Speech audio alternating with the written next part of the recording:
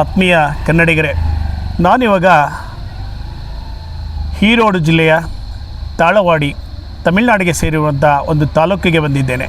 48 ಗ್ರಾಮಗಳನ್ನು ಹೊಂದಿದೆ. ಸುಮಾರು 70,000 ಕನ್ನಡಿಗರನ್ನು ಹೊಂದಿರುವಂತಹ ಊರು. ಮೈಸೂರು ಸಂಸ್ಥಾನಕ್ಕೆ ಸೇರಬೇಕಾದ ಊರು. ಕಾರಣಾಂತರದಿಂದ ಗಡಿಗಳನ್ನು ಹಂಚಿಕೊಳ್ಬೇಕು ಅಂತ ಸಂದರ್ಭ ಬಂದಾಗ ಕಾಮರಾಜನ್ ಮುಖ್ಯಮಂತ್ರಿ, ತಮಿಳುನಾಡಿನ ಮುಖ್ಯಮಂತ್ರಿ ಮೈಸೂರು ಮಹಾರಾಜರನ್ನು ಮನವೊಲಿಸಿ ಈ ಪ್ರದೇಶಗಳನ್ನು ತಮಿಳುನಾಡಿಗೆ ಸೇರಿಸ್ಬಿಡ್ತಾರೆ.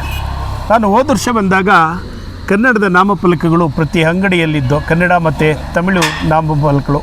ಆದರೆ ಈ ಸರಿ ಬಂದಾಗ ಕೇವಲ ಒಂದು 10% ಮಾತ್ರ ಕನ್ನಡ ನಾಮಫಲಕಗಳಿದ್ದಾವೆ. ಏನೇ ಆಗಲಿ, ನಮ್ಮ ಕನ್ನಡಿಗರ ಕನ್ನಡ ಭಾಷೆ ಆಡುವವರು, ತಮಿಳು ಕನ್ನಡ ಸೋದರ ಬಾಂಧವ್ಯ ಇರುವಂತಹ ಅದಕ್ಕೋಸ್ಕರ ಒಂದು ಕೊಂಡೋತ್ಸವವನ್ನು ಕೂಡ ಸಾಮರಸ್ಯ ಬಾಂಧವ್ಯಕ್ಕೋಸ್ಕರ ಕೊಂಡೋತ್ಸವವನ್ನು ಮಾಡ್ತಾರೆ.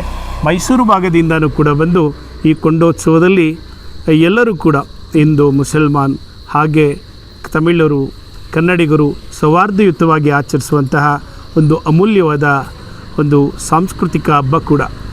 ಇವತ್ತು ಇಲ್ಲಿ ಕನ್ನಡ ಓದುವಂತಹ ವಿದ್ಯಾರ್ಥಿಗಳಿಗೆ ಬಹಳ ಮೋಸ ಆಗ್ತಾ ಇದೆ ಅಂತ ಹೇಳ್ತಾರೆ. ಅತ್ತ ಕಡೆ ಕರ್ನಾಟಕ ಸರ್ಕಾರವೂ ಉದ್ಯೋಗ ಕೊಡ್ತಾ ಇಲ್ಲ, ಇತ್ತ ಕಡೆ ತಮಿಳುನಾಡು ಸರ್ಕಾರವೂ ಉದ್ಯೋಗ ಕೊಡ್ತಾ ಇಲ್ಲ.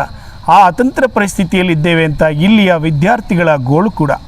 ಸುಮಾರು 48 ಗ್ರಾಮಗಳು ಈ ತಾಲೂಕಿನಲ್ಲಿ ಕನ್ನಡಿಗರ ಊರಿದ್ದಾವೆ. ಪ್ರತಿ ಮನೆಯಲ್ಲೂ ಕೂಡ ಕನ್ನಡವನ್ನು ಮಾತನಾಡುವಂಥವರಿದ್ದಾರೆ.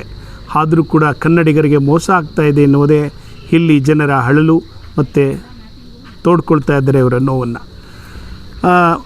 ಇದು ಕನ್ನಡ ನೋಡಿ. ಈ ಊರು ಅಷ್ಟೇ, ತಾಳವಾಡಿ ಅಂದರೆ ತೆಳಗೆ, ಬೆಟ್ಟಗಳ ತೆಳಗಿರುವಂತಹ ಊರು ತಾಳವಾಡಿ. ವಾಡಿ ಅಂದರೆ